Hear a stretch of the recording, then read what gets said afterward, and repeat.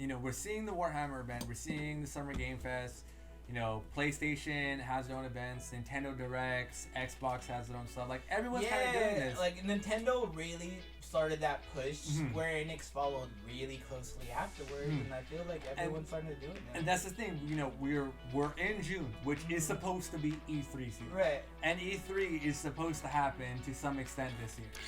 Is E3 even gonna exist, or like, do we even need anymore? E3's been dying for a long time already. Because it was in general before COVID, and before. It was already died before COVID too. Once Nintendo made their Playhouse, that killed so much of E3, and so many people started to follow suit. Like I said, Square Enix and PlayStation started doing it. Like the only ones that are really doing E3 are just like Microsoft and Bethesda nowadays. Yeah, which is Bethesda's not owned by Microsoft.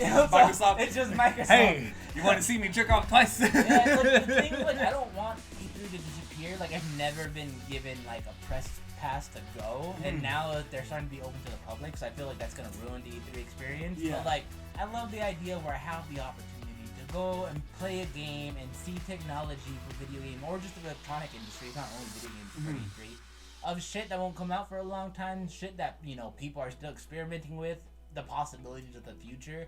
I don't want E3 to go, and I don't want it to be E3 on YouTube, But at the very least, like these companies, sure, like if Square Enix is gonna have their Square Enix Presents, maybe they don't have to fucking have a stadium in E3. They don't have to rent out Hall H or whatever. Yeah. But like at the very least, like give us the demos on the floor, like I still want that E3 like play that shit long before it comes out. That experience is like, it sounds so cool. E3 in terms of it being, the announcement event.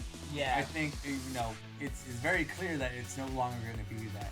Yeah. And I kind of want it to shift more kind of like a Comic-Con kind of situation where you go there for the experience of this is, more for like the press conference. Yeah, for the press conference, for the interviews, and like, being able to do hands-on stuff, getting exclusive fucking collectibles and everything there.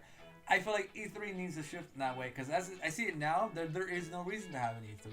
There really isn't. has to be. It's the same thing like Comic-Con. We need these events. Yeah. We need these expos.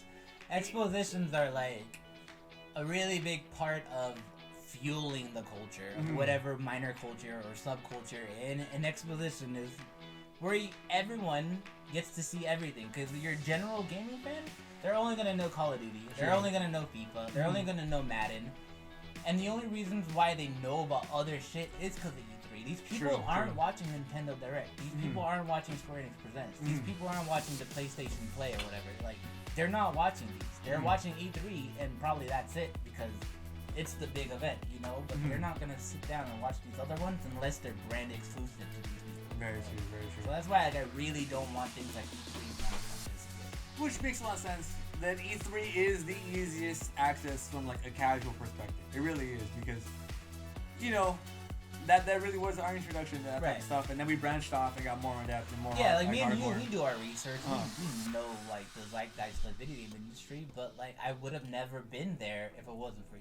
That's true. So if it wasn't for like G4 streaming E3, the first channel or anything to ever stream E3. That's true. Right? If it wasn't for IGN starting to pick it up, and now like like if I'm working, I could watch it on my computer and not have to be on cable. Like those were big to me, and there were day-long, week-long events. Like the sure E3 was like 3 days or so, but then you had all the posts and free shit coming in. So yeah, when you phrase it in that way, that it kind of needs to happen, just for the sake of like informing the less hardcore fans. I think that's an important factor, because it also generates pre-orders, it generates hype, to then fuel the financial system of the games industry and stuff like that. Yeah, and it's makes like a lot of sense. The cool thing is like it's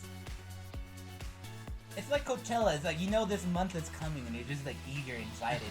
Like with all these other directs, like you don't know when it's gonna happen. They just throw it to you randomly, and then when you see it, it's like, oh, like when you get thrown it to you so randomly so often, then it gets to the point where it's like I'm not eager to see it immediately anymore, and then sometimes you forget to watch it.